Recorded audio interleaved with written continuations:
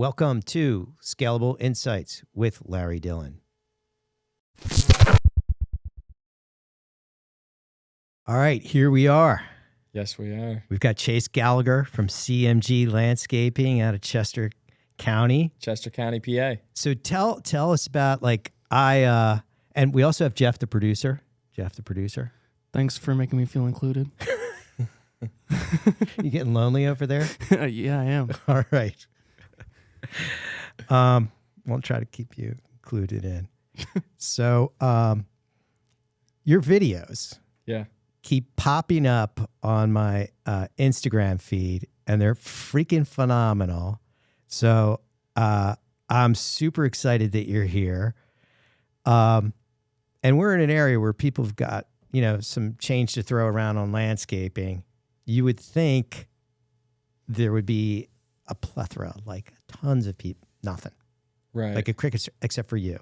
Right. So tell me about, just give us a brief intro, like how you got started, what your company does.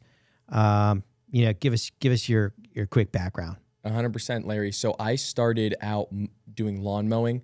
I literally started with my family's lawnmower in my neighborhood, passing out flyers, doing basic weeding jobs and just mowing people's lawns. And then from there, I slowly grew it to about 60, 70 lawns per week. And we're doing some small side projects. Then when I was 18, I sold my lawn care business and I got strictly into like the project-based work, the landscaping. Then at what age? At 18. Whoa. Yeah. Go ahead. Yeah. So I started my business when I was 13. Grew it to about I want to say $250,000 and sold per year, and then sold the lawn list to a local buddy competitor of mine, sold my lawn mowing equipment. I took that money and bought a dump trailer, and I financed a machine that I would need to get into this landscaping business, the more project-based work, and just went full force into the landscaping, patios, mulching. I'm going to bug you all day. You got to get closer to the mic. Okay. Like really close. Like you should hear it. Like He does this to every guest. No, this works. Don't worry. Audio is like the most It's going to important be in the thing. video. Right. Yeah, real close. Go ahead. All right. We want to make sure they can hear you. Right. Because you got some good stuff to say. I'm really interested in your story. So go ahead. This is Okay. cool. So at 18, I got out of the lawn mowing business and I got strictly into the landscaping. And since then, I've grown my landscaping business from, we do design and install work. So patios, walkways, landscape lighting, large planting projects. We do a lot of drainage work throughout Chester County. That's a pretty big issue. We'll redo people's backyards, water features, you name it, outdoor landscape design and install. My team and I do. And how old are you now? 21. Jesus. That's awesome. Yeah. You were 13. Yeah. Did you have to get a note from your parents that allow you to work? That's crazy. That's like you can play any sport you want, 24/7, like football, but no, they can't work. They have to get a note. What? So when I was 13, one of the reasons I started my business was because you needed to be 14 to work in the businesses around our area. And I wanted to make money now. So I was just like, I'm going to go pass out flyers and go do it myself. Good on you. Yeah. It's like people are like, oh, there'll be plenty of time for them to go into the business world. They should enjoy being a kid. But like, if you want to be a professional hockey player, professional football, you want to perform at an elite level, you better start when you're young. Like I started when I was 10, shining shoes at Ralph's Barber Shop. Okay. And then same thing, by the time I was like 18, it's like if you started practicing football or hockey or whatever it is, when you were 10, by the time you were 18 and people were like, soft people are now like, oh yeah, I want to play professional. You're going to whoop them. Right. You're just going to whoop them. Yes. Because as you know, being in business, I feel like my skills compound every single year. And it's like, I'm blessed that I did start when I did, because now, like you said, I'm leaps and bounds ahead of people that, I get DMs all day like, hey, I want to start a business. I want to do this. And it's just, the main thing is just starting, just get started. Yeah. Yeah. And also I liked what you did. Instead of like a lot of people, if they get cash, they'll just go buy a car. Like I went to the Wharton School at University of Pennsylvania. I learned a couple of things that I remember. One of them was this guy, I think he invented the wipes, baby wipes. Okay. He's like, I had to design a hole. That was it. I made millions. He said, look, you're all going to be super successful pretty early on. He says, don't buy the Ferrari. Right. Do not buy the Ferrari. Save that money, because the fact that you didn't have to borrow all the money to do this, that you didn't blow it, which I'm sure you've seen your buddies do, right? Yes. They've had success. They blew it. They have debt. They have no borrowing power to invest in a business. And they'll go out and they'll buy the most expensive house they can. And now your borrowing power is down to zero. Yes. Right? One super important thing that you just said. Super important, right? Yes. Reinvesting, especially in the first 3 to 5 years, was huge in my company, especially if you're in a capital intensive business. You need to know that, like, if you're going to grow and expand, you need to hold your cash, and just, even if it's just buying like the right type of work truck versus buying the house, like you said, and now your debt to income ratio is too maxed out that you can't go and get, more trucks or whatever it is. Just be strategic with your reinvestment. Right. And here's the thing, and this is what I did, is I did the same thing, right? So I lived like a pauper. Like, I drove like a Golf. I was making really good. I found out I was at a dinner party the other night, and everyone was talking about what they made. And these are all super successful people, lawyers and this and that. And they were like, let's go around the table and talk about, that's how they talk. I don't know. It's weird. Tell us the first job that you had out of college and how much you made. And everybody was like this and this. And they came around to me. I'm like, I'm going to take a hard pass. I was making like 3 times what they were. Okay. Out of college, because I had my own business. What were you doing back then? I was doing the moving business. Okay. So when I graduated, the offers I got from the banks in New York was like a third of what I was making, like part-time as a mover. Wow. Because I had my own company, because I did the same thing. I was 10, started shiny shoes. Then at 13, we started doing landscaping. We bought and sold cars, boats, motorcycles. We had like Corvettes, Jags, like the E-types. Yeah. And so I saved my money so that I could buy more and more trucks. So by the time I was 18, I had 3 trucks. I had like a 20-foot truck. I had like an 18-foot, and I had a pickup truck, and then I was doing the moves, but I had paid for that. Right. Cash, so I didn't have any debt. And then, but yeah, I was like, I took a hard pass. And I was like, I was making 3. I didn't realize it. Do you know what I mean? But I was living like, and I was saving like 80% of what I'd living in a $200 a month apartment that I ran my business out of. Wow. Golf diesel, 50 miles to the gallon. Wow. Like nothing. And just then stacking cash, stacking reinvesting. cash. Opportunity came up, because here, to be in the moving business, you need a license. Okay. And you could get a license for just Philadelphia, which means you could move people in or out of Philly. That was a certain price.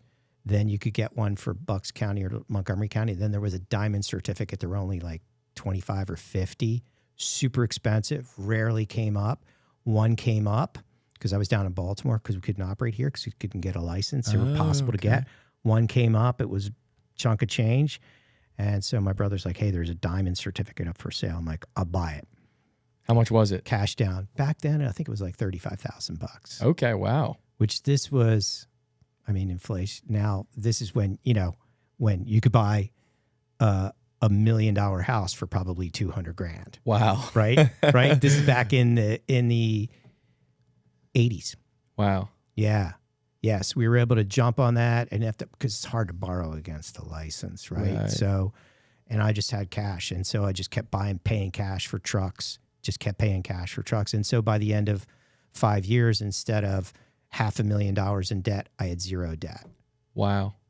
So, and then just allows you to expand your opportunities, and then as you buy assets, your borrowing power expands versus buying a personal home. Like, I didn't buy a house until I was 37.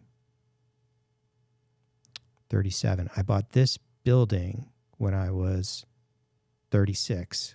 Okay. I put 50% down, and then I bought my house a year later. I put 50% down on that. When I was 36 and 37. And then I was done after that. But anyway, if I hadn't saved, I wouldn't be in a position, borrowing power wise or cash, to be able to do that. 100%. And that made all the difference. Right. Where I was seeing my friends just like, boom, as soon as they bought a house, out of deals. Financing the nice cars coming out of college, going on like going to the bars and partying, you know, which it's good to do some of that, but you got to definitely limit it. Yeah. Yeah. Well, I didn't drink until I was 30, until I bought this building, and then I could retire. Once I bought this building, I could retire. Wow. Yeah. So and that's when I had my first drink. That's crazy. Yeah.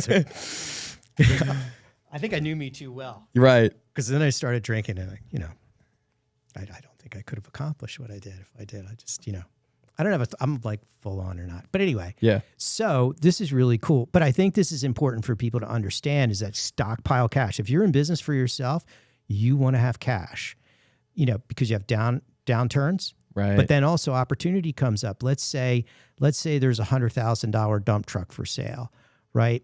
And you can buy it for $75,000, but you can't get you have to pay cash for it, right? Because it's a used piece of equipment or whatever. Right. If you're able to like throw down half, or you want to buy a business, and because borrowing money to buy a business, unless you're super established, is difficult. Right.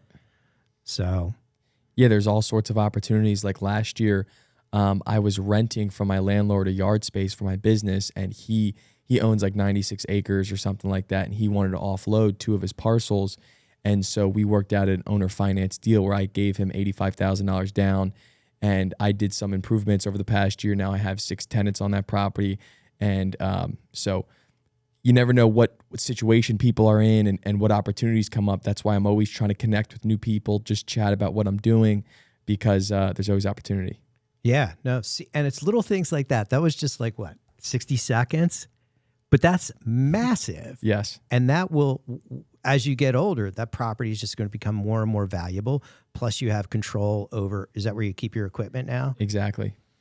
It's those little things, but it's because you didn't buy the Ferrari. Because you could have bought a Ferrari, right, when you sold your lawn business, right? Yeah, I mean, I could have, and I could buy a Lamborghini today, but I'm trying to buy either real estate or just reinvest into my brand, my business, stuff like that. Yeah, exactly. So, so talk to me about these videos. Why did you start doing these videos? What prompted you to do it?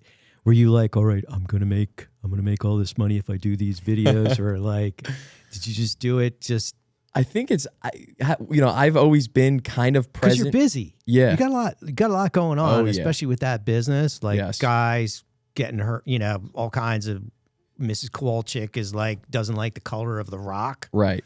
Right. There's a million things, and having a good team helps with that 100%. Why did I start my videos? I was just like getting around the right people, and they were doing videos, and I just started producing content, and then you would get reaction. And I think a lot of it for me is like seeing what people are reacting to. It's like I think I have like a marketing brain or something, but like I just started posting videos, then I get all these DMs and stuff like this, and people are like, how do you do this? How do you do this? Or whatever it may be. And then like, a few weeks ago, we got a few calls from my Instagram page over here in Wayne, some people. So it's like I'm seeing the reaction and it's positive feedback. So I'm like, all right, let's go full board into it. And then one of my mentors, he's a real estate investor, and I went to his mastermind, and he had some social media people speak. And so I learned some little, not secrets, but just little tricks that help improve your social media presence. And so ever since mid-October, I've been doing 3 posts a day on pretty much every single platform. Yeah, that's cool. Yeah. That's really cool. So who actually like films it? Do you have one of your guys do it, or do you have somebody that you hire to do that? How does that work in terms of like, what does it take, like dollar-wise and like time-wise and all of that? Because it's a commitment. It's 100% a commitment. But if I'm on the job site, my project manager Wes, we'll do a bunch of videos, or we're at a trade show. He was filming me at the AC trade show, and then I recently hired a cameraman, Cameron, and so we're working. Wait. Hold on. Your cameraman's name is Cameron. Cameron. Yes. Like camera. Exactly. Cameron. Yeah, we laugh about that all the time. Jeff, you better change your name to something else. Oh, I don't There's know. nothing to Yeah, you got to step it up there, Jeff. Jeff, the producer. I gotta change it to something. That's awesome. Yeah. We laugh about that too. It was funny. That's awesome. So you hired, so does this guy work for you part-time? Completely part-time. It's actually a funny story. I was at the cigar shop. Me and Wes, my project manager, were smoking a cigar, and this guy he works there, but he only works 2 days a week. And I was like, and he was telling me about his photography and all this stuff. And I was like, well, listen, I need someone to just follow me around every day with a camera and then cut it up and put it into Google Drives and all this stuff. And he's like, I'm down. And so we've done a few days, and we're working on, I was just talking to Jeff before you got in here about what type of camera equipment we need. And I'm going to go out and buy the iPhone or two and the mics and stuff to really start stepping up the content. That's awesome. That's awesome. So you start to, so your business is growing. You decide to do this, which, hats off to you for actually following through. Because that's the thing. A lot of people want to get into business, and they have the ideas, but they don't follow through. Like, how important is follow through? Because you got a lot of stuff going on. You got the real estate thing going on. You've got your business. You're doing the videos. Yeah. Like, how important is follow through? What drives you to like take it across the finish line? I think it's just my motivation. I set big goals for myself every single year, and I write those goals down every single day. And so I think I'm like subconsciously just achieving my goals. But what how do I handle? I mean, follow up is key. I teach my students that if you're gonna go above and beyond, like in the landscaping business or any business, you need to have that follow up, and not just for a week or two, for months. Right.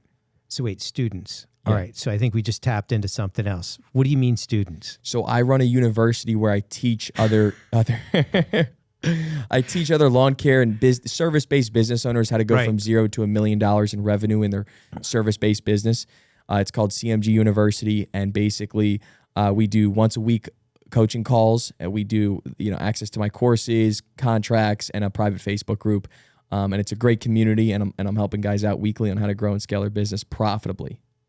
Wow. And when did you start that? I started that about 2 months ago. Awesome. Yeah. Awesome. That's incredible. That's incredible. So, so what's the response been like? Tell me some like crazy success stories and how long have you been doing the Instagram posts? Well, I've been doing them for at least a year or two. I mean, I've had my Instagram account for probably 4 years, but actually taking it seriously, it really just started this past year. Okay. Yeah. So the first year, which is the crappiest that you're going to do. Yeah. Tell me some crazy success stories that you've had from this. Yeah. I mean, one of the ones so one of the success stories is this year I probably started out with like 900 or beginning of 2022, like 1,000 followers, and we ended the year at 4,200.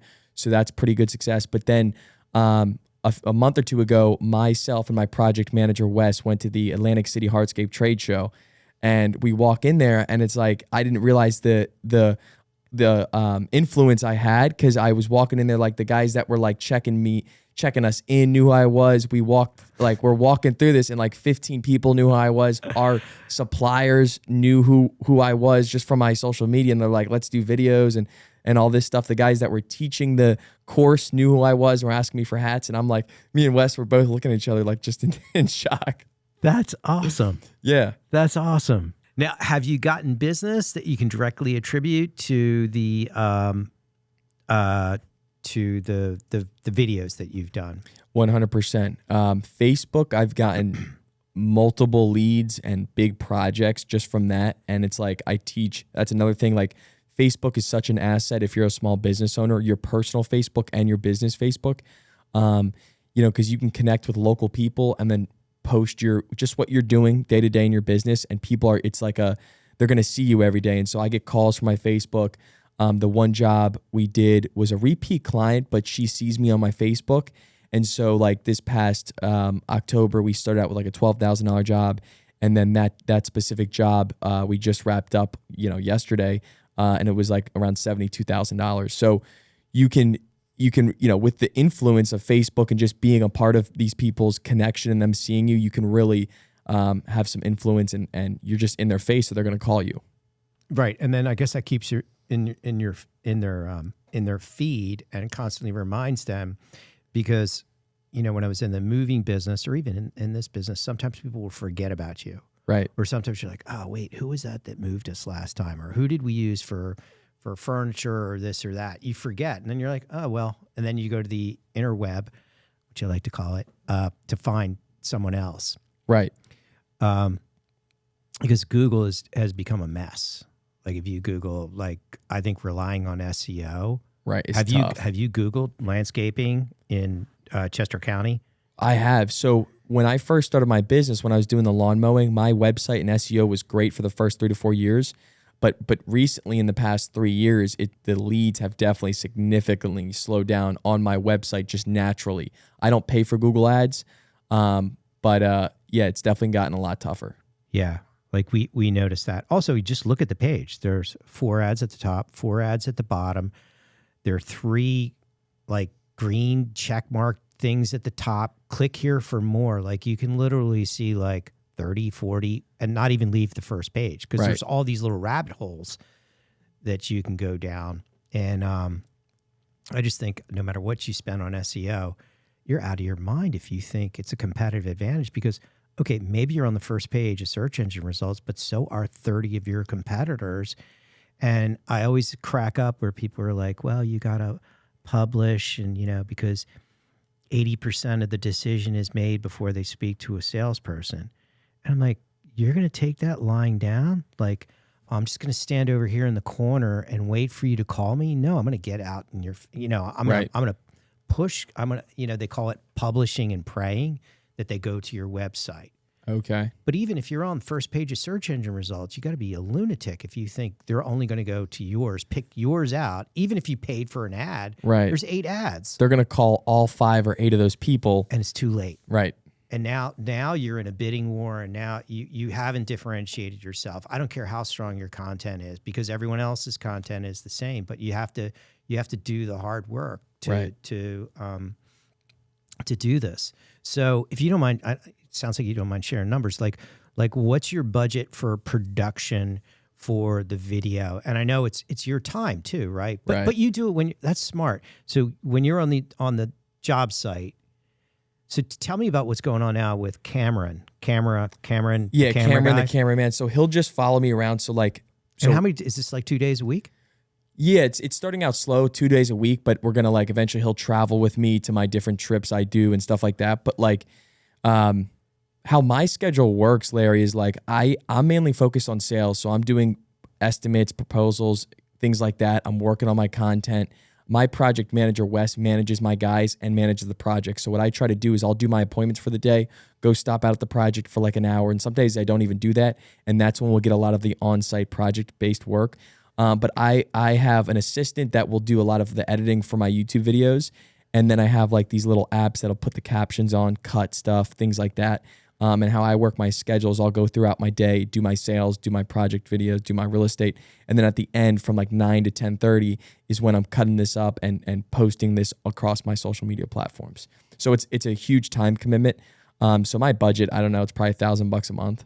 So now you said Wes is your project manager? Yes. Okay. So when did you hire him? I hired him going on 3 years ago. It'll be 3 years in March. Because before that, it's a little rough. 100%. Because you got to sell again. But then you got problems on the jobs or, tweaks on the job. Like Mrs. Kowalczyk changed her mind, which is fine. But then, right? Am I right? It's just constant issues, constant problems. It's juggling. So hard to get out of that phase, but once you hire that right manager that has experience, they're not cheap. Yep. But it's totally worth it. Because it's an instant pay cut for you. Right. Instant pay cut with 0 extra revenue for probably a year. Exactly. You're spot on with that, Larry. Right? Yes. And most people won't do that. They're like, well, I don't want to take because it's a big pay cut. Yep. Especially as a young kid. Right. You don't mind me calling you a young punk, right? No. Young punk like yourself, that's a big pay cut. You're like, wait, what? Because that comes right out of your salary. And I still find it amazing where people have a problem. Right. And you're like, well, you need to do this in order to get to the, well, they just don't want to spend the money. They don't want to spend the money. And that's one thing I realized this year is I paid to get around certain mentors and stuff like that or go on trips where these people are going on. And it's like, just pay the money and the solution is there. Like right now I'm in the process of hiring a salesman, and I know, his base is going to take out of my money I'm going to make, but instantly yep. Before even results are produced. But that's what you got to do to get to the next level. And you might hire a dud. Right. And especially with sales, it's there's, 50-50 chance you're going to have to like hire him. Yep. And then fire him if he's not producing, So it's interesting. It's a buddy of mine, very successful guy, 0 to 100 million, 10 years. Wow. Right? What business? Staffing. Very successful guy. Sold the company after 10 years. But, million, 2 million, 4 million, 8 million, just crushed it. And so I said, because I like meeting people like this, like, it's so funny. And the funny thing is, like, you're pretty open about stuff, but a lot of people, do you ever find like, because you're a young kid and you've got this energy, yeah, and you'll be at a party and you just want to share, right? Right. And then do you walk away and some people are like, you sound kind of arrogant. I've definitely been told, like, people do think I'm arrogant or cocky and stuff like that, but those are the people that don't like hang out with me or know me truly.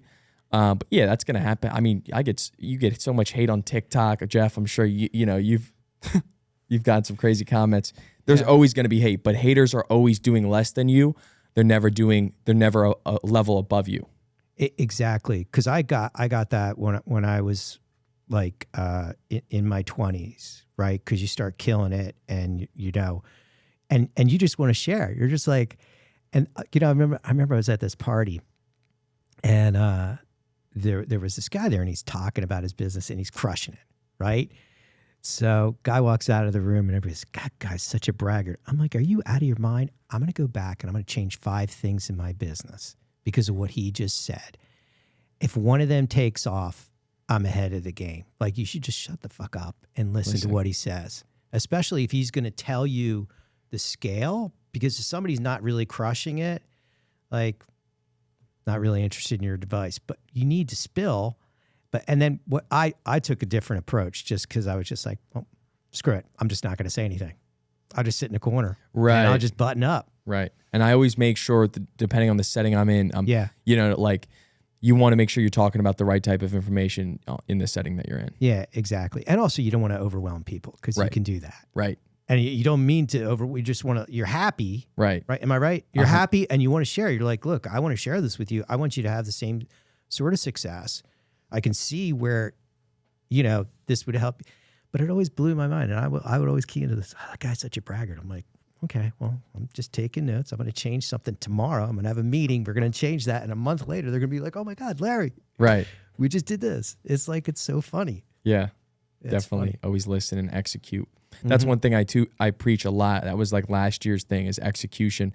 A lot of these guys, they don't want to show their face. I preach it on my Instagram. It's like the difference between me and the 10 competitors is like, they're just showing a picture of their striped lawn, or like their guys laying a paver, but people are going to do business with a person and not necessarily like how you laid the paver. Yeah, exactly. But it's so cool talking to you, because the guys that are, we talked about this earlier, like, we have, successful people that screw their customers, screw their employees, screw their vendors, and they think they're smart and they think they're success, and you can make a lot of money doing that. There are a lot of people who've done that, but come on. It's not worth it. It's not worth it. And but why? Yeah. Why not have some finesse? You can roll everyone. First off, you've been doing it since you were 13. You're going to roll most people anyway, just because you've been practicing football, right? From 13 to 18, and they're just getting into the game like at 21. Right. I'm going to kill you. Right. So, but it is funny. But the DNA of the highly successful, righteous people that I know, it's all the same. It's all the same. The same attitudes and the same viewpoints on all these little things that you're just like, well, I did this, and this, so like 30 seconds, and you're like, whoa, wait, that's like a big thing. So, right. So, what do you? So I was telling you a story about this guy, super successful guy. So I said to him, what's, and I'll ask you. So if you had to pick one thing, what do you think the secrets to your success is? Execution. Just coming up with the idea and then going for it. It's not even the idea. It's like ton of stuff I've just copied and pasted, but I actually just do it. I actually post the 3 posts a day nonstop on all my platforms. I actually do the follow-up. You just have to actually do it. So, and then what's the biggest mistake that you've made? Probably something with employees, like not paying them enough when I was first starting out, and it just caused bottlenecks in my business. I could have grown a lot faster with having the right, employees. Mm-hmm.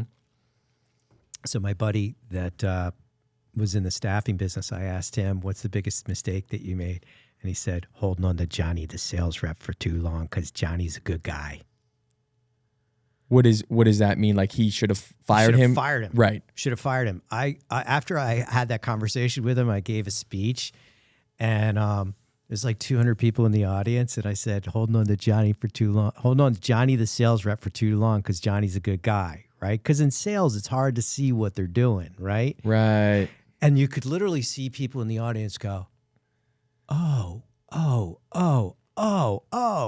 need to go home and fire somebody. Right. Especially sales reps are so tough. Like you get an accountant, I get an accountant. Get an accountant, they're going to do accounting. Right. Simple. Clerical person, they're going to do clerical. Right. Right. Guys, landscapers, movers, whatever. You watch them, you can see like they're doing their job. They're doing their job. The rocks get moved, the furniture gets moved, the dirt gets dug. But with sales, it's like, what the hell did you do today? I don't know. Right. So that's a tough one, and it's an easy one to just sort of hide in the corner.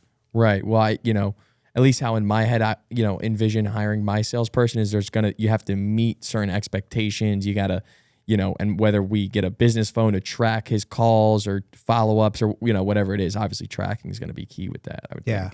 Yeah. So tell me, the other thing that struck me that a lot of business owners miss out on, you're like, I'm going to free up my time by getting the project manager. And what you just said, my time is now sales. Sell. So talk about, how did you come to that conclusion? Because I talk to people who, I don't know what the hell they like to do. Like doing busy work. Like, why don't you want to be in? As soon as I figured out like the selling part, like I made all my money on the selling part, I'm like, hire people. All I want to do is be in front of customers all the time. Like I was like, what else do I want to do? Oh, you know what I did? So, I was a young punk like yourself starting out, and you're doing your laundry, you're getting groceries, and I'm like, went to the grocery store. I'm like, what am I doing going to grocery? Because I was in the moving business. I did residential and commercial. Right. So I'm like, I want to get appointments. So I hired an inside salesperson. I'm like, get me appointments every single night.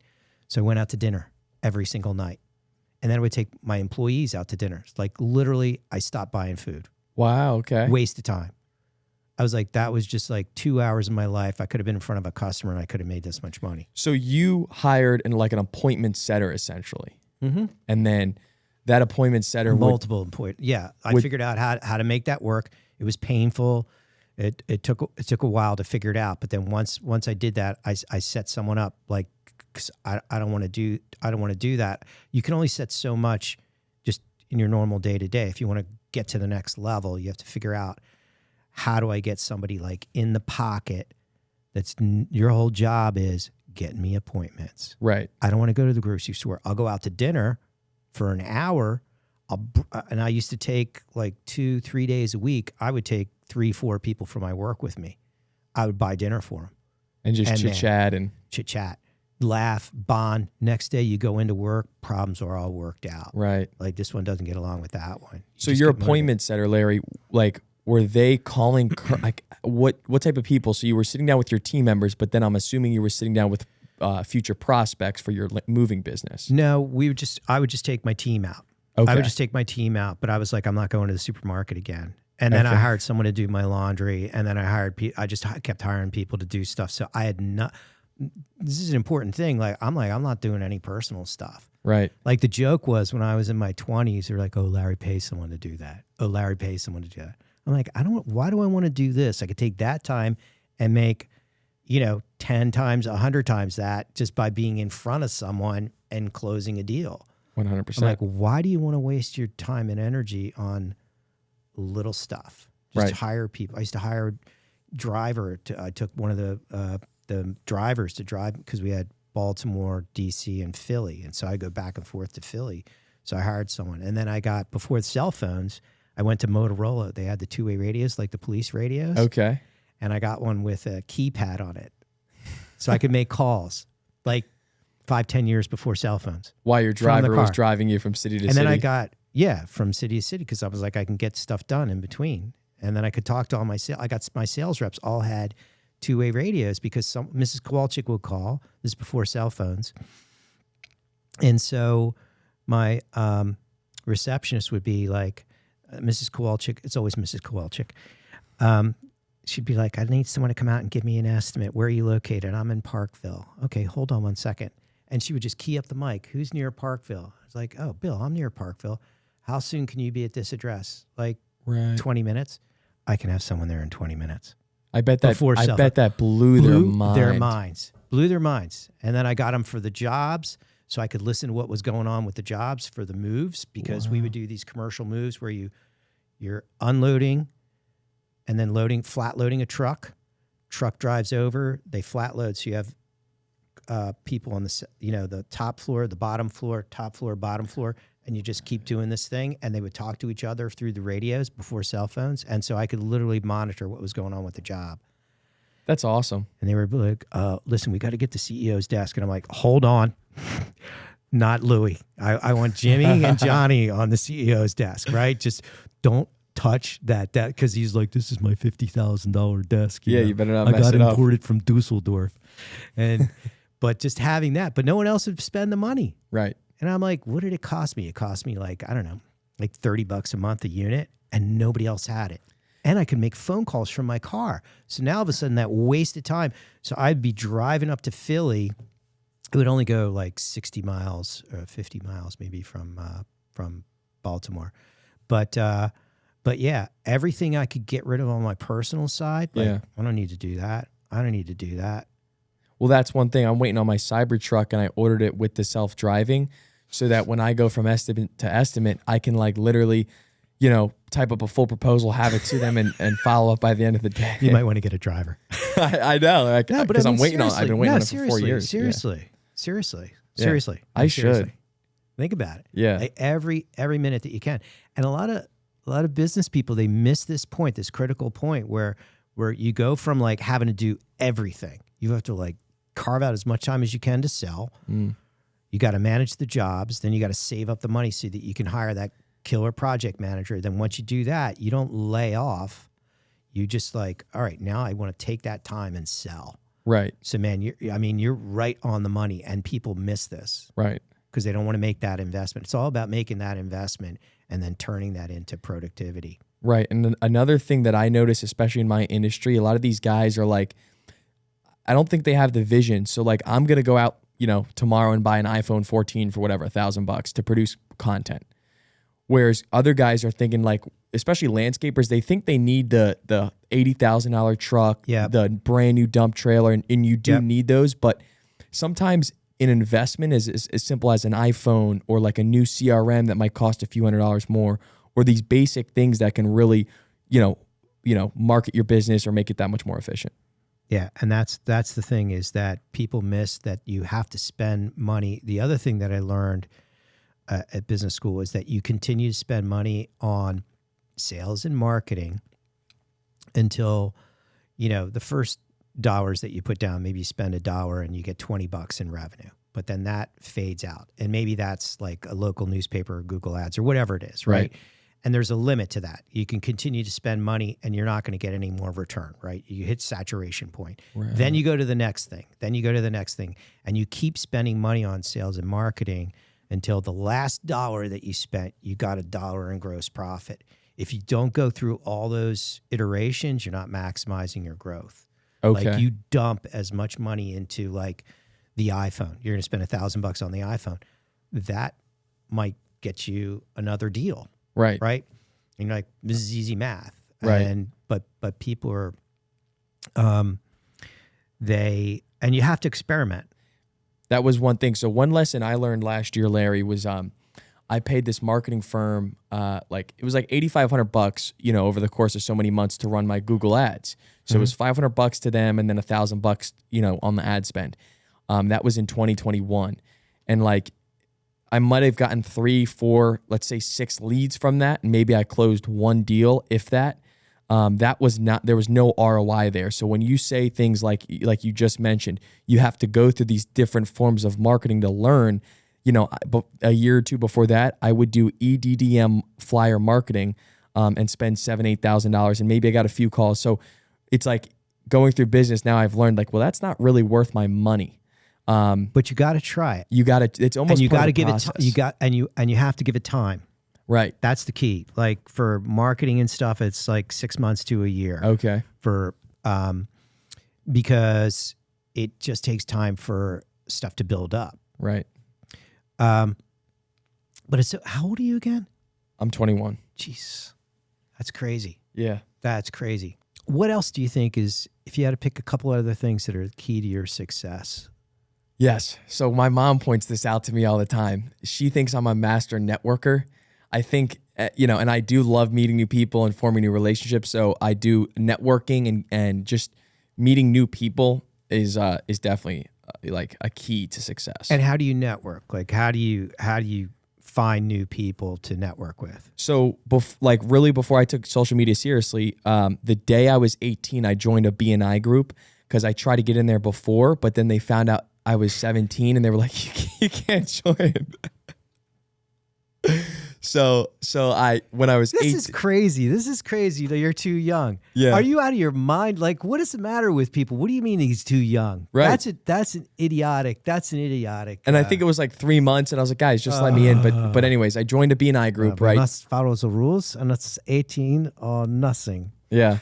So go ahead. So, I did a lot of, BNI. I did that for 2.5 years. That was an amazing experience. That taught me how to stand up in front of 30, 40, 50 people, promote my business in 45 seconds or less.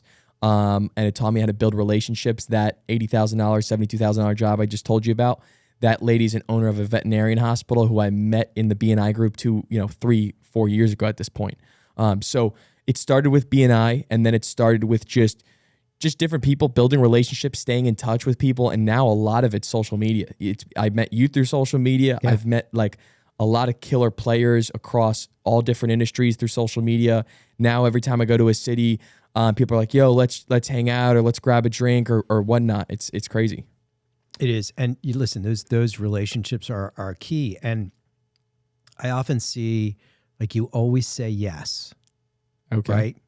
Like you always say yes. Like Jeff called you up to be on the podcast, right? You could have easily said, I'm too busy. Right. I don't have time. Well, what's in it for me? I'll tell you a story. So guy used to work for me, covered England for me. And he since got an offer from one of our customers that he couldn't refuse, right? To do consulting because he liked our methodology, right? Of managing leads, managing opportunities, and not letting anything fall through the cracks. That's our whole thing. Like we, just from watching, if you if you sell landscaping supplies, who's killing it, right? Because they're buying more, right? Like this young kid comes in, and I'm sure you buy landscaping supplies from certain suppliers, and the first year you a couple $100,000, and now it's hundreds of thousands, maybe millions, right? They're like, this kid's killing. They know, right? The guy at the desk, right? Whatever. Holy shit! Like they know. And the same with me. Like because I'm selling leads, right? And your ability to convert leads into deals, right, says a lot about your business, right? Like Systems, it always blows my mind, right? Yeah. The most successful people in these industries buy from us and have been for years because they're able to convert them. The ones that can't suck. Right. They're just and they're the ones that always have trouble during a recession, where these guys, it's so funny to me. And maybe there's a parallel for you. Like in the recession, I said it this year. Were you there? Did I tell you this? I said, Jeff, there's, recession, cutback's going to come up. And I said, yeah, you did. I said to Jeff, we're going to get a phone call from a rock star elite salesperson, right? So salespeople are like, if you think of high school state champion, high school team, football player versus D3 versus D2 versus D1, huge difference, versus professional versus top 10 professional teams, right? Right. Huge. Every one of those is an astronomical jump. I said, we're going to get a call from a rock star like salesperson who's getting laid off because the company wants to save money. Right. Like, and these guys are hard to find. Like that, it's that same curve, right? To get these elite salespeople, and someone's going to call us up and be like, "They just fired me, and I just got hired by their biggest competitor. He doesn't want to buy the leads right now. I'm paying for them out of my pocket because I'm going to teach them a lesson."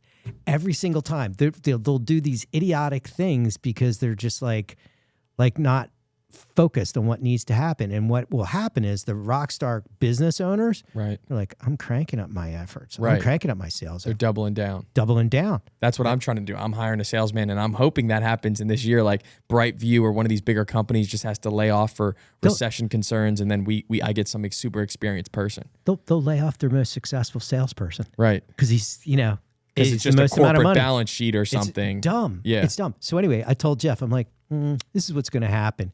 And then, was it that day or the next day? It was like that day. That day. I was talking to my salesperson, and I'm like, yeah, I was just talking to Jeff about every time there's a recession, we hear this, like some dumb business owner will like lay off for like a rock star salesperson who goes, I can't believe you just said that.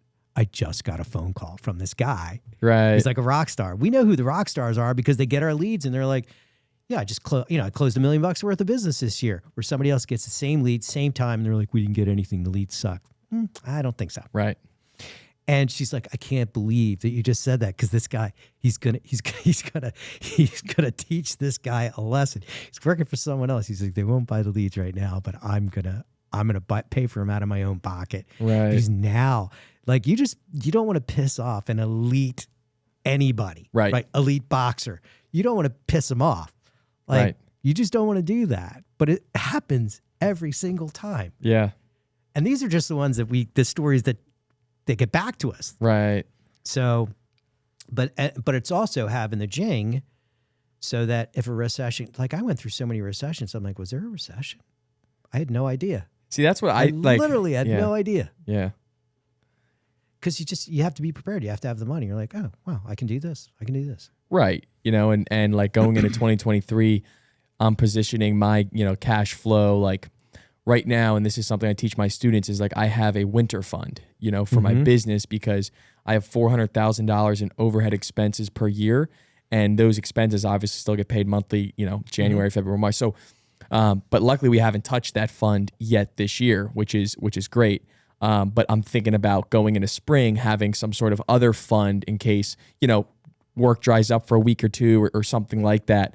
Sales go down. We can still keep the team busy or whatnot. Yeah. Yeah. It's so funny because I had the same mentality, and that's why I lived like well under my means. Right. Like I lived on, I want to say like maybe 20% of my income, because I was like, I want a month for myself personally in the bank and for my business. Then I want 2 months. Then I want 3 months. Then I want 4 months. Then I want 5 months. And you just keep, you know what I mean? Yeah. Like, so no matter what happens, right, personal side's covered, business side is covered. And that's why I was living like in this nasty $200 a month apartment. This is back in 1982, 83. Right. It was. But still didn't get you a nice apartment. But I didn't care. Right. Driving a crappy car. Didn't care. Right. But it's so funny, the same mentality versus folks that will the second they get it, they just need to have a car. I also talk to people, like I have some friends who've never crushed it. I'm still, they're friends. Right. I'm not with only people who crush it, but they're in business and they like talking to me about stuff. They're like, yeah, well, and they're like in their 40s. Right. Right. They're like, when I hit it, I'm just looking at $5 million houses because, when I do this, and this, and this happens. And I'm like, dude, I've known you for like 20 years and it's not going to happen. When is it going to happen? It's not going to happen, dude. Cause your mentality is just like everything is, but I can't, You obviously can't be negative. I'm always positive. I haven't had those types of conversations yet because I'm not in those circles, but a lot of my, friends, good buddies, high school, best friends, they have tried to say, like my one buddy is like had tried to start a business 3 times at this point, and he always goes out and buys a truck. So he goes out and he just did this 2 weeks ago. Went out and bought another truck, has, $40K in debt on like a 2015 truck. And he doesn't have any clients yet, and now he needs to go get the welding equipment. It's like, dude, you're doing this backwards. And I tell him I always tell everyone, go out and get your first clients first, then go worry about the LLC, the insurance, all that kind of stuff. Yeah. Get the money coming in first. And then, if you have money, you can get stuff done. Right. You can get stuff done. But it's also when you start making money, just do not spend it. Spend as little as just stockpile as much cash as you can. Right. So talk to us about some of the mistakes that you've made. You mentioned employees not paying them enough. What are some of the other mistakes that you can share with us so that people don't make those? I would just say not getting out of my comfort zone sooner. One thing to if you're going to level up and stuff is getting out of your comfort zone. And I think now I'm trying to practice on being consistently outside of my comfort zone. Mistakes, I don't know, not buying equipment soon enough. There's probably dozens of them. I'd have to think about that. There's so many mistakes. I don't know, not being experienced enough for certain jobs or handling certain clients. I'm sure I've let go big jobs because I just didn't have the mentality of, well, that person will spend $50,000 on their project versus in my head, I'm thinking, will they even spend $1,500? You know? So mindset, stuff like that. That's a big thing, is breaking down that mindset. Yeah. Especially when you hire a salesperson. Yeah. You'll get them to the point where they'll be bringing in these projects at a certain level. And then you're like, let's jump to the next level. Oh no, boss, we can't do that. Right. Can't do it. They'll give you a million reasons why, but you have to stand tall and then almost kind of show them and guide them. Yeah. And you just have to this guy, Chet Holmes says you have to figure out what you need to do and have pig-headed determination. Just keep on it, and they'll push back. And then you just keep pushing, nudges. Right. And then all of a sudden they start getting to the next level. Right. And then all of a sudden they're like, oh, this is easy. And then you're like, all right, guys, now it's time for it's impossible. We're working 40 hours, 40. Right. One thing too, I preach to my students and myself and my team is sales, and you let me know if you believe this as well. I think 50% of sales is just confidence in yourself and your brand and your service that you're providing, because that confidence relays into the client. When they ask you, hey, can I do something? You look them dead in the eye, say, of course, and it's just that confidence. Would you agree with that, Larry? Oh, 100%. Okay. 100%. But also to stand behind that, you want to, when you we do products, right? So I spent a year developing a product, and everyone's like, we were selling it in one market, right? Right. And I wanted to figure out exactly how to sell it, how to put the product together. So I just did it in very, everything that we do is 60 to 100 cities, right? Right. That's the way we look at less than 1% of my business is in Philly. So we started launching this product. The customers liked it. We got into a really big company, and they're like, we want this for all the markets. And we're like, I'm not ready. It's like, well, we'll go elsewhere. And I tend to do things that no one else is doing. I don't you know what I mean? You're at the point where you can do whatever you want. Right, exactly. Because I had the time, because my business was thrown off the cash flow, and I didn't need, it took me an hour a month to manage my business. So then I had that time to start the new product. And I only like doing things that haven't been done before. Just, it's more fun. Right. So, and I don't need, it's just fun at that point. It's the challenge, I feel like. It's a challenge, yeah. And everyone told me that this product, I'd never be able to do it. All the experts, it's impossible. You'd never be able to put this product together. So I put the product together, start doing it. Big company, it was HP. And they were like, we want to roll this out to like all of our markets. It's the most successful marketing thing that we've ever done. I'm like, I'm not going to do it. They're like, well, what about, we'll go, you're going to force us to go elsewhere. And I just looked at him like, no one else has the product. yeah, I didn't have to say anything. Right. And he's like, oh, I guess not. I literally didn't have to say anything. Because when we came in, we blew their, that's my objective, is like, you just blow their mind. Like with the software that we just launched, the product that we're doing now, it blows people's minds. But anyway, it took me a year to get it just right and the pitch right. So, and also the product. So I would go out on a sales call because it's all, generating leads. So I had this really good guy full time, and he had a little team. So he'd be sitting here and he'd have like 3 or 4 telemarketers behind him. Right. So I would go into a meeting and they're like, well, does your product do this, this, and this? Do you find this out when you're making the calls? I'm like, no, that's a good idea. Walk out, get on the phone, and you'd be like, yeah, boss, what's going on? All right, here's what I want you to do. Spend the rest of the day, add this to the script. He's like, okay.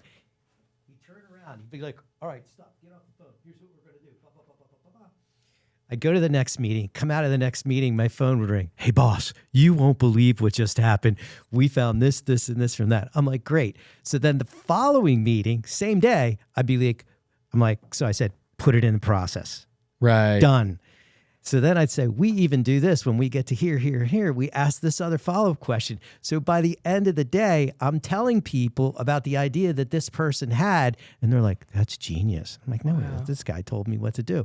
And then you just keep evolving the product. But what I'm saying is, but by the end of the year, a year of doing that, right, not only do we have the pitch down, like we literally, like you were going to say exactly this. We had 15 inside sales reps and 15 outside sales reps from Los Angeles to London. Right. And every day, so there's one inside salesperson and one outside salesperson, and they were together.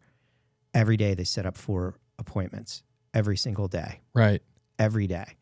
And it took off. Like it went, so I spent a year getting it perfected. The product was perfected. The pitch was perfected. And then we went from like 2 employees to 6 employees to like 200 in 18 months. Wow. From London to Los Angeles, like literally like whatever that is, 4 times, 60 appointments a day. Wow. Every single day. It's crazy. And what type of companies are the appointments for? So these were leads for computer companies. Okay. IT companies. Okay. So this is when. Do you still run this business? No, we took it to its limit, and then we sort of sold off part of it, and then moved on. Okay. But it was so much fun. But the point is that the product, right? So the product needs to be really solid, right? In terms of looking somebody in the eye, it's got to come from in here. It can't be. Like Silicon Valley. Yeah, we can definitely do that. You're like, no, you can't. Right. Do you know what I mean? Well, yes, like, and that's because there's a difference. Like it has to be in your belly. Like, yeah, exactly. We've got what's his name? Not Keith. What's his name? Kevin. Carl. Wes, my project manager. Wes. Yeah, like I said, Wes.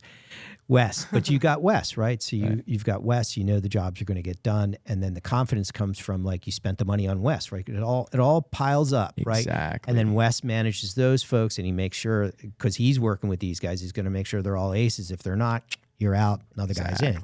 Exactly. Right? So one thing that I implemented this year that I think has built my confidence in my product and my brand is, number one, we ask every single client for a review. This is standard. And then I implemented getting video reviews, which I haven't seen any other local landscapers doing that. And subconsciously, it's not even active. I think just subconsciously, like I have an album on my phone and I see 20 video reviews by the end of the year.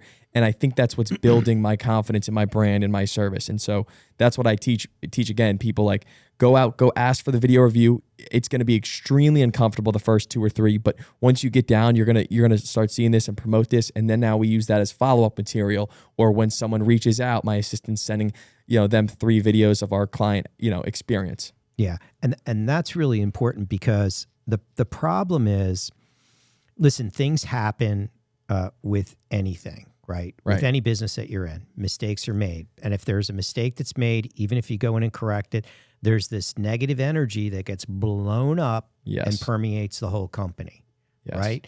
So that negative energy often gets blown out of proportion, Right. in our brains and in our bellies, right? And so, but when something good happens, you're like, oh man, you guys did a great job. And you're like, oh, okay. Right. And that's it. So that bit gets underemphasized, Right. and the negative stuff gets overemphasized. So that takes away. And so what I liked about what you said about the videos is like, you should review that. Like you, if anything, you should be like getting. I should that be rewatching my own videos. Rewatching that. So there was a great book. I forget who wrote it, but it was called. I think it was called "Increasing Revenue from Your Existing Customers," from your customer base. And he said, much like yours, like he said, ask after you've done a job, ask the customer how they think it went. And he said, often they'll say, I guess it was good. And then you're like, okay, did you know that there was this problem sourcing these rocks? And we actually went down to Chesapeake, Maryland, found a supplier, went there, didn't charge you. Right. Oh, and there was also a problem with the underground pipes. It wasn't marked properly, and we fixed that. And then you go through, and then all of a sudden the customer's like, oh, wow, you guys did a phenomenal job. And this guy talks about this, just asking your customers, how do you think the job went? But reminding them, don't be afraid to tell them the Superman moves that you did to make it seamless. Right. Because sometimes it's just like nothing, you didn't see any of the problems. And just emphasizing that, verbalizing it yourself reinforces it in your belly, because you got to fill your belly. The tank, there's always a leak. Right. There's always a leak in your belly of the negative stuff, and it's overemphasized by 10 times, by 20 times. So I think it's just, especially for what you do, is to just walk them through, because I'm sure on a lot of jobs you do stuff that you weren't contracted to do. Right. There was a problem that you fixed the problem and they didn't know it. 100. I mean, that happens we're in a construction business. There's so many elements and variables to that. And that's one thing too, I preach to my clients, even before I sell them, when you sign a contract with a contractor, you need to make sure you like that person, because they're going to be on your property for a month, 6 weeks, months at a time. And it can go very south. It can affect their life that year if they hire the wrong contractor. But when I'm asking for these video reviews, I just say, hey, like just preach what your experience was all the way from design to install, and that's what they preach their experience. So do you push those positive reviews down to like the team and to Wes? No, but that's something I should. I should definitely do that, man. Yeah. You can't spend too much time doing that. Like, we'll have customers that will call up and they'll be like, I just want to thank you. I just closed one of the biggest deals in my career. I was working on this lead for like 12 months. First 4 months, they're like, we're not moving. We're not buying furniture. We're not moving. We're not buying furniture. And he's like, I did what you told me. I just stuck with it. And then finally on the 6th month, they're like, we are moving. We are buying furniture. Come on out. And like weak-minded business owners are like, well, why did they, I don't know. Why did they lie? I don't know. Right. Go talk to a psychologist. Right. That's not the point. The point is that I got a million stories like this. But anyway, when that happens, we immediately call ops and we're like, tell the team, this happened. And like the managers and I think we could always do a better job of that. But man, I think it really goes a long way. I try to instill that in my team, and I try to do it as much as possible, which now it's reminding me I'm probably lax on that. Yeah. But anyway. Yes, no, same here. I mean, I tell him like, oh, this person left us a video review, this person did, but I have never sent them the video review. And a lot of times they're actually calling him out. They say, Chase, Wes, and the crew did a great job. And so, dude, you're charismatic. You need to go, and I'm going to tell you what to do. I apologize. No, tell me what to do. I'm bossy. Do it live in front of the team. Like you got to emote. Like this is awesome, guys. This is what this woman said to me. Like just a few minutes in front of the team. Like, man, you guys are the best. This is what we did. Yeah, I definitely got to do a little something like that. 100%. Yeah, not too much, because then they're like, hey, we don't raise. Right, exactly. You got to balance it out. Yeah, but at least Wes. Right. But we, it hasn't been too much of a problem, I don't think, on that side. But anyway, there's some measure of that so that they take pride, because if they do like a Superman effort and nobody notices, right? And they're like, no, we did a shitty job last week, nothing. Did a great job this week, put 110% in, nothing. I choose shitty. Right. I'm going to do as shitty, as low as I possibly can. Right. So that would be my advice. And that's another thing. You can kind of sense the emotion in your team. Like when me and Wes went to that Atlantic City Hardscape trade show, I think you can almost feel it. I think his mind was blown, and his dedication and the effort, the communication ever since then it's increased. Like, it's kind of crazy. So people want to believe in the company and in the future, and what he's just filming me. He's not on social media. He's just filming me, or my team's just watching me run around the project and take little stupid videos. But until they actually see it in real life, they're like, holy crap, Well, this is why, taking the team out to dinner. Right. Because I remember and the reason I did it, I was down in Baltimore. I was having dinner with my girlfriend, and there was a table next door, and it was a company.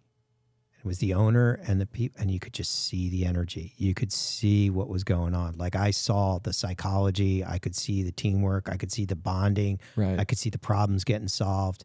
I think I said something to him, and then after that, I'm like, "Oh, you're cute and everything, but I'm taking the team out." And right. I did that at least a couple times a week, but I would go out to dinner every night. But I was like, do you still go out to dinner every night? Almost. Okay. Almost. It's been weird. Do you have a chef that COVID. cooks when? No. No. That's the problem here. I was, well, now I'm in a different point in my life, because I'm 64. Right. So I just kind of do stuff for fun. Right. So it's different now. Right. But when we were growing, when we launched the new product, definitely. Yeah. All the time. Yeah, we had a tight crew. Like, and that was beautiful. Like, 6 employees to 200. We had a location in Hazleton, Ops Center in Hazleton, one in Upper Darby. We had another team here, took over like half of like this size space with just sales reps. This space, 25 inside sales reps, outside sales manager, inside sales manager, and then my staff. But yeah, we would constantly go out to dinner, go out for drinks. Right. Yeah. Team bonding. Yeah. Especially, when you're building, it's key. Yeah. So, so what are your plans next? Is the next step for you? Is it like, okay, I got to replicate what I have with Wes and get like another team, or do you move Wes?